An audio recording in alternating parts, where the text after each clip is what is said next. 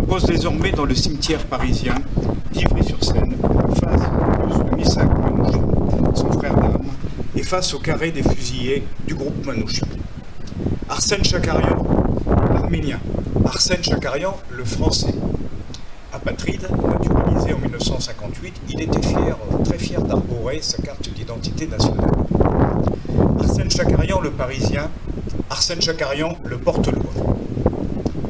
Arsène, le maître tailleur, le militaire, le grand résistant, l'historien, l'infatigable passeur de mémoire, l'écrivain, l'artiste peintre. Arsène, le président d'honneur de nombreuses associations. Arsène, le président fondateur de l'association de sauvegarde du Fort de l'Eure.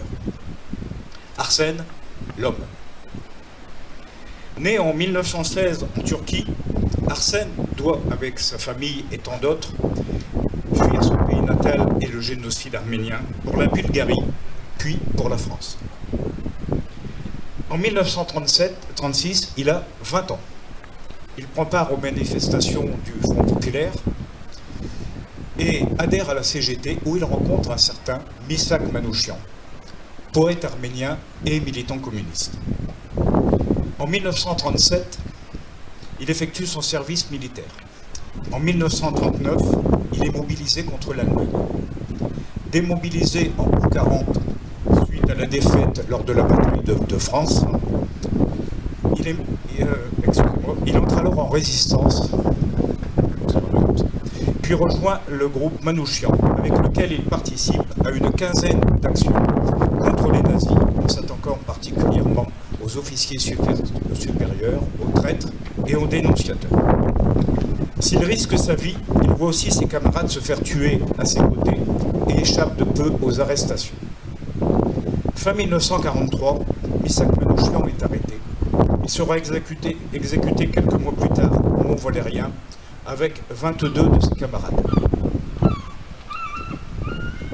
Pour dénigrer ces immigrés, la propagande nazie placarde alors sur les murs de France une affiche rouge les traitant de terroristes étrangers. Mais ce geste se retourne contre l'occupant et encourage au contraire l'engagement dans la résistance. L'événement inspirera à Louis Aragon un magnifique poème qui sera mis en musique et interprété par Léo Ferré, l'affiche rouge. Je vous en livre 3 vers. Ils étaient 23 quand les fusils fleurirent. 23 qui donnaient leur cœur avant le temps.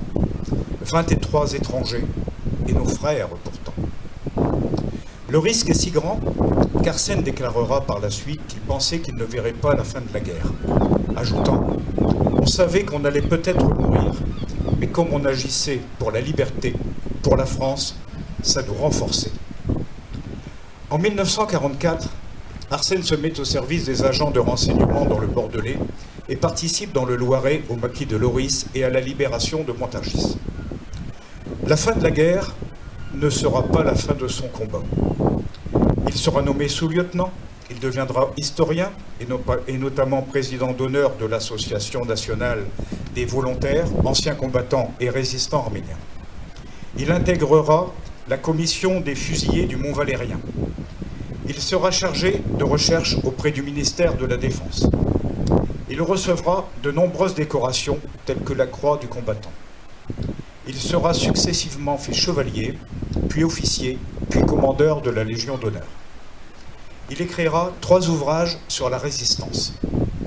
Et enfin, jusqu'à la fin de sa vie, Arsène fera connaître le combat des siens à toutes les générations, par ses interventions dans les médias, par ses conférences et par ses témoignages poignants auprès des jeunes. En 2013, pour le 40e anniversaire du collège du Portel, qui porte le nom du grand résistant Jean Moulin, Arsène s'adresse alors aux collégiens, répondant à leurs questions et leur livre un témoignage plus vibrant que jamais. Une salle du collège Jean Moulin porte désormais son nom. Comment enfin ne pas évoquer Arsène le porte-loi? Arsène vient pour la première fois au Portel en 1955, alors que la ville n'est pas encore totalement reconstruite. Il y passe ses vacances avec Jacqueline, sa future épouse. Arsène tombe sous le charme de Jacqueline, bien sûr, mais également sous le charme de la station balnéaire et du fort de l'Eure, qu'il peindra 32 fois. C'est tout naturellement qu'en 1977, il fonde, avec un petit groupe auquel j'ai eu l'honneur d'appartenir, l'association de sauvegarde du fort de l'Eure et effectue, avec le fidèle Roger Coulon, dont je salue la présence de René, son fils, bon nombre de démarches pour le fort et les moulières. Impactant la vie culturelle locale, il initie et organise de nombreuses expositions de peinture et, l'été sur la plage, des concours de dessin, développant ainsi des échanges artistiques avec les jeunes générations. Enfin, le 7 septembre 2014, le maire Olivier Barbarin lui rend un hommage officiel en lui remettant la médaille d'honneur de la ville, en reconnaissance de son passé de résistant et pour avoir apporté sa contribution à la culture et au patrimoine portelois. Merci. Arsène habitait à quelques mètres d'ici, au 14 de la rue Amiral Courbet. Il s'en est passé des choses au 14 rue Amiral Courbet. Et la voie que nous inaugurons aujourd'hui, Arsène l'a tant de fois empruntée pour aller à la rencontre d'amis, à la rencontre de la plage, à la rencontre du fort de l'Eure. La voie qui va désormais porter son nom, s'il est un hommage à Arsène et à la résistance, elle est aussi et surtout une invitation, une incitation à assurer notre devoir de mémoire pour rappeler que des femmes et des hommes, parfois venus de l'étranger, ont risqué leur vie ou l'ont perdue pour que la France soit libre aujourd'hui. Celui qui est à jamais un des grands visages de la résistance était à la fois un homme de caractère, on peut le dire, Jacqueline, mais également un homme humble. S'il s'est toute sa vie défendu d'être un héros, Arsène en est pourtant un. Et son histoire ne s'est pas arrêtée avec son décès le 4 août 2018. Je vous remercie.